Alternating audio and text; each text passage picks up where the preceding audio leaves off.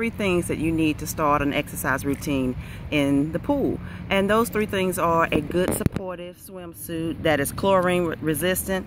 There are lots of swimsuits that are available, but you want to get one that is chlorine resistant because otherwise it will deteriorate pretty quickly if you're exercising consistently. The other thing you want to have is a pair of shoes that are designed for the pool. They can be a shoe that is a sneaker type or some type of sandal, but you want to get shoes that are specifically to be used for water activities. The reason for that is they further reduce the impact on your knees when you're landing in the water, because although water greatly reduces that, if your knees are bone on bone, you can still sometimes feel it. I remember when I got to the later stages of my arthritis, I had to move to deeper water because the impact on my knees, every time I would land, I could feel almost like a nerve pinching, but that was because I didn't have any cartilage at all. So you want to invest in a good pair of shoes. The other thing is simply a pool.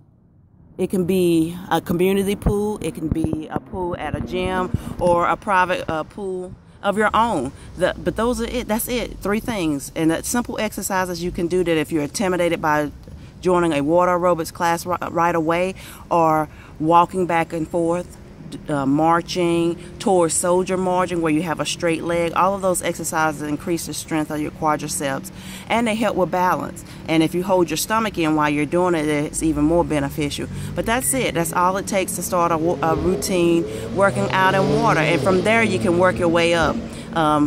Immediately after total knee replacement surgery, your incision is still held together by staples or is not completely healed, then you don't want to engage in water activities until you've been given the all clear.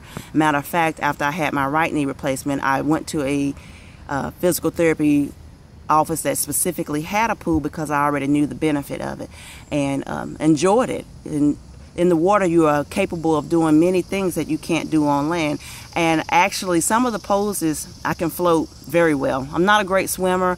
My damage to my ACL prevented me from swimming for a few years, so I don't really swim, but I'm gonna take a class to learn how to swim because I love it. But I float. I can float like a pro. If floating was an Olympic sport, I would get gold every time.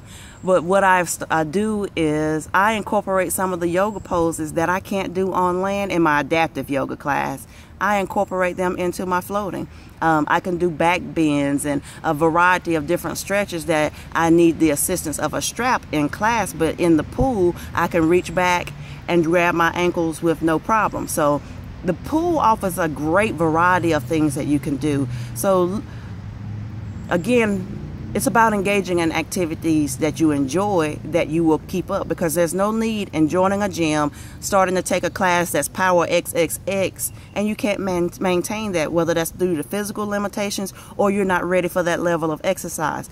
Start with something that you can do, the actions that you can perform, and something that you want to do consistently, and take a step from there. And once you've mastered that and you're ready for additional activities, then engage in something different that you still enjoy, because there's no need in making commitments to yourself that you know you're not going to keep. Set goals, but make them achievable. Don't set a goal of, I'm gonna run 3 miles next week, and you haven't ran the first one this week.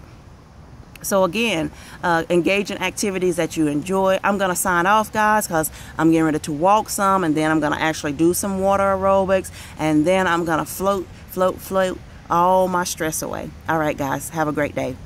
Bye.